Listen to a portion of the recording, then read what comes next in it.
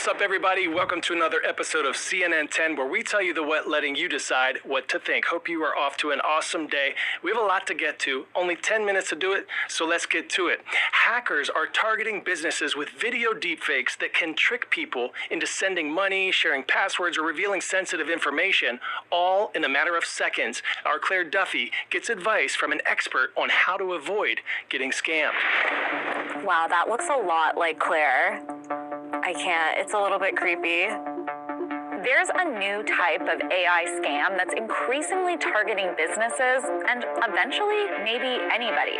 Last year, an exec at Ferrari was targeted by someone posing as the company's CEO.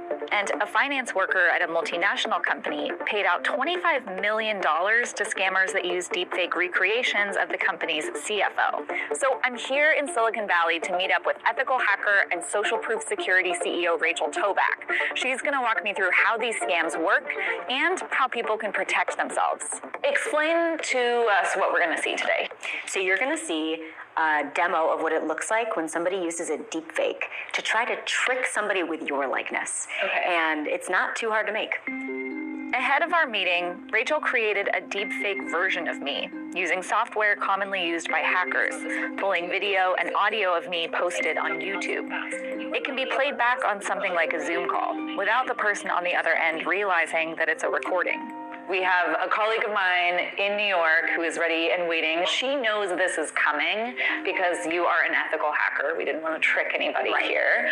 But talk about how this would actually happen in the wild. If she were there unsuspecting, what would happen? She would probably get a text message or an email. Hey, I'm on the road. Can you jump on a call real quick? I need something. So it'll look like it's coming from you. And when she gets on there, she sees you quickly ask for something like a wire transfer or a password or a code. And usually these types of conversations aren't lasting. They're short and they're sweet. Okay, all right. We've sent that email. You get it queued up. And we'll see when she answers. Hey, thanks for jumping on so fast. Can you remind me of our password for our shared drive? I need it for an interview starting in 30 seconds. Wow, that looks a lot like Claire. The movements, though, are a little bit off. It definitely doesn't seem human. I've never seen Claire look this surprised also. She's usually very chill.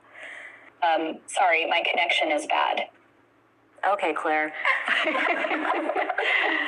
Oh, this is a little bit creepy.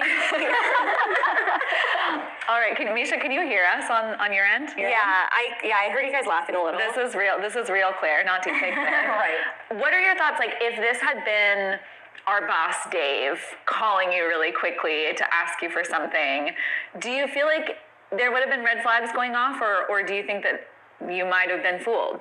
There definitely were red flags going off. I feel like your movements were very jerky. But yeah, this is so realistic. It sounded exactly like you. Well, and I can imagine that this is only going to get better, right? Yeah, this is where we're at right now in 2025. Give it a year. So this is mainly happening in a work setting, right? It's not necessarily like my husband is going to get a Zoom call request from deepfake me. It could, right? If you are well known enough and your threat model is high enough, then I'm pretty sure that an attacker would pretend to be you to anybody that trusts you. This is the type of thing that we see it right now in a business context in a limited way, but it is pretty much hitting people who have a lot of authority at the company, asking somebody who really is supposed to do that task for that person of authority. What can people do to make sure that they don't fall victim to something like this? You and the people around you have to be politely paranoid. So essentially, verify that people are who they say they are before taking action on their sensitive request.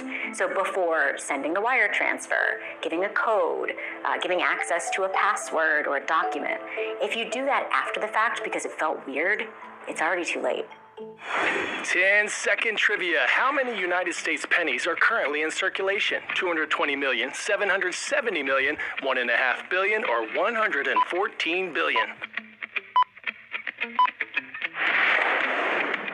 Answer is 114 billion. That makes sense. The penny was one of the first coins ever produced by the U.S. Mint. The originals were pure copper. Today, they're made almost entirely of zinc, then plated with copper. It is almost time to say goodbye to pennies. The U.S. Mint is preparing to phase them out next year, and there is already at least one store getting ready for it. The Star Store in Langley, Washington has been operated by Gene and Tamar Felton for 41 years, and they're rounding down every purchase to the nearest nickel so that no pennies will circulate through their business. The owners say it's just logical, with about 80% of their sales that are being paid by credit card. The owners also say that eliminating pennies streamlines transactions between clerks and customers, and it's been a long time coming. It was cash or checks or layaway, or just put it on the account. That didn't work out so well, so it just seems like they're not worth their while anymore. The main reason the U.S. Mint is pushing pennies to go the way of the dinosaurs is cost. Did you know each penny costs nearly 4 cents to produce? So the move is expected to result in an immediate savings of about $56 million each year, according to the U.S. Department of the Treasury. The U.S. began minting the 1 cent piece in 1793. First responders are known for saving lives, but now some four-legged heroes are saving the day in a different way. It's all thanks to Heidi Carmen and her nonprofit First Responder Therapy Dogs, which helps reduce stress for police officers, firefighters, and paramedics by bringing them dogs after they make tough calls.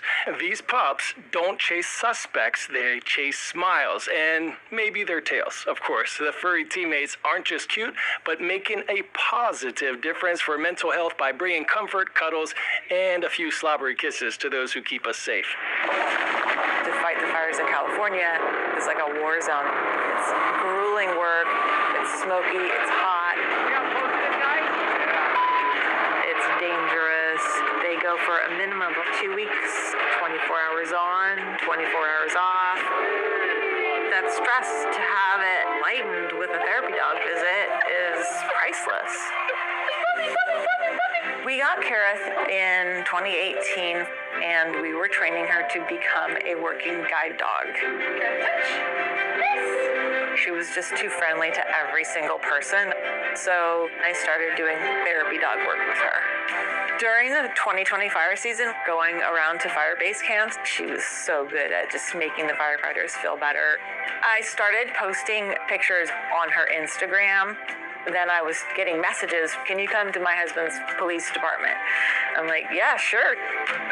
Now we have hundreds of therapy dog teams across the entire country. We go to fire base camps, fire stations, police departments, 911 dispatch centers. All first responders would benefit. When we are around emotional support animals, you just see that all sort of melt away. Cortisol levels go down, the endorphin levels go up.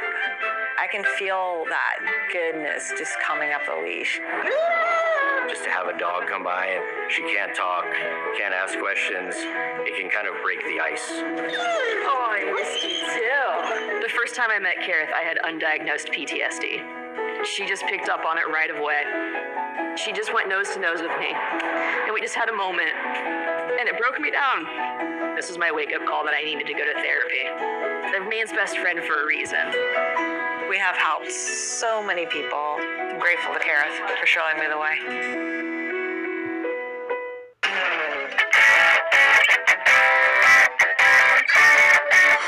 Today's story getting a 10 out of 10